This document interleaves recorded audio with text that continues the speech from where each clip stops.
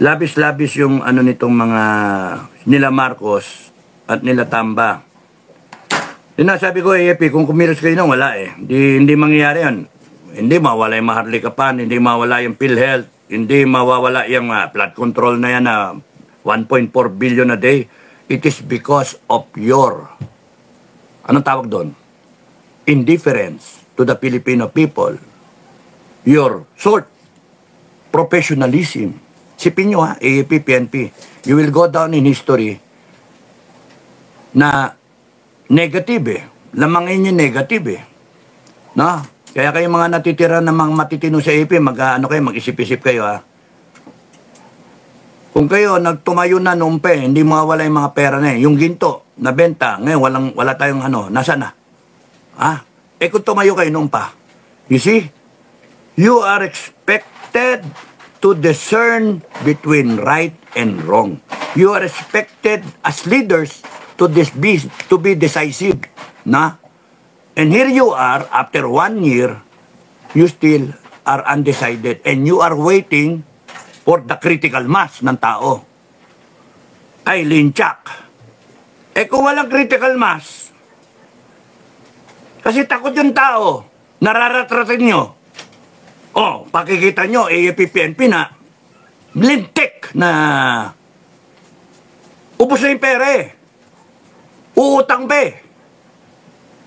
And then you say, you are professionals. Kaya ako nagagalit eh. Hindi ganyan yung iniwanan namin na AFP. At least yung iniwanan ko. At that time noon, nakaka-decide ako. We can decide. It is because of your complacency, your incompetence, your indecisiveness, or your lack of morals that we are in this setting right now, AFP, PNP. We are in the verge of economic collapse. Putang ina. Sorry ha. Bagong taon eh. Gasmen!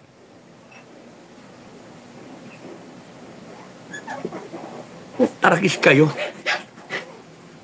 Magbabangkran. Oh, anong gawin natin? Uutang pa. Nasaan yung pera? Ang tao ay na magbayad ng taxes. Oh, anong gagawin nyo? Pipilitin nyo? Pipigain nyo?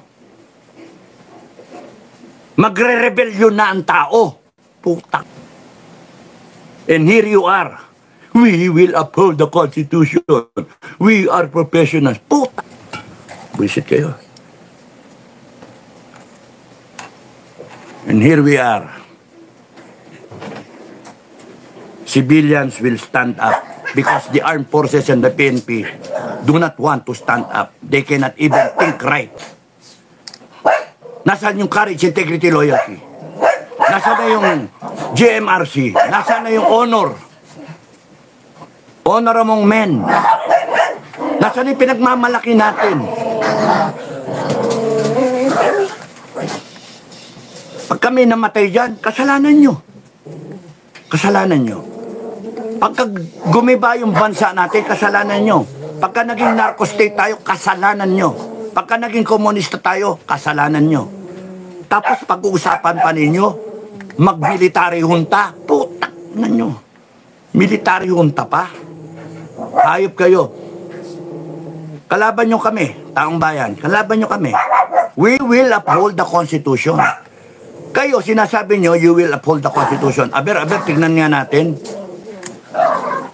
Ayan ang hayop yan. It is because of your lack of appreciation of what is really happening to the Filipino people. Eh, sumusweldo kayo eh. Sumusweldo kayo ng maayos. Meanwhile, yung mga OFW natin, na totoong hero natin, meanwhile, naghuhugas ng puwet. Walang tapos na hugas sa kusina.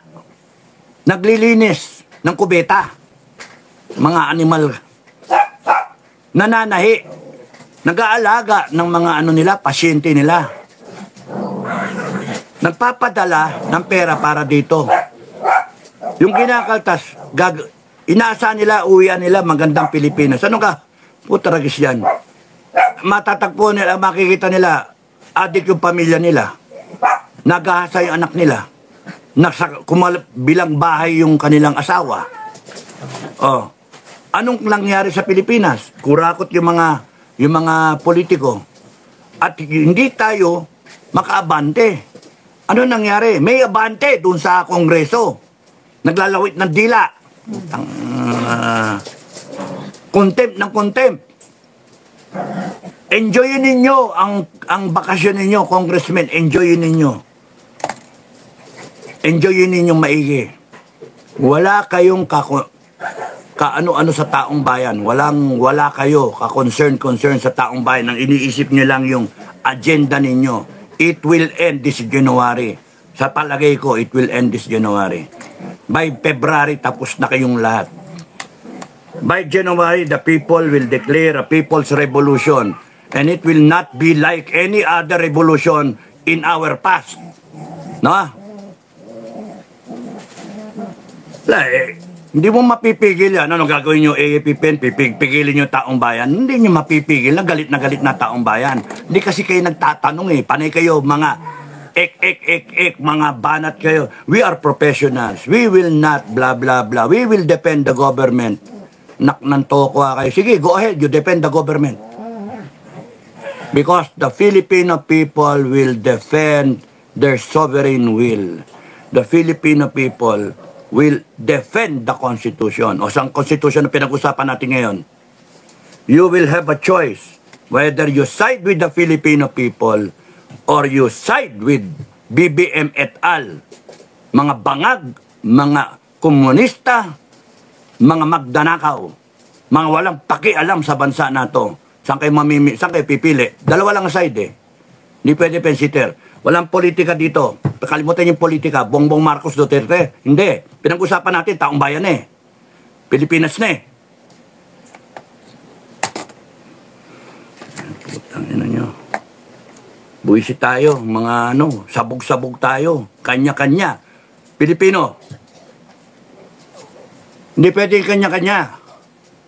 Isang tugtog lang. One time, big time. Isang tugtog lang. Hindi yung kanya-kanyang pasikatan tayo. Walang mangyari dyan. Mag-usap kayo. Pasikatan tayo. Anong mangyari dyan? Kita nyo na nga ilang rally na dumaan eh. Ano nangyari? Gusto nyo? Just to prove it eh. Panunuorin na lang namin kayo.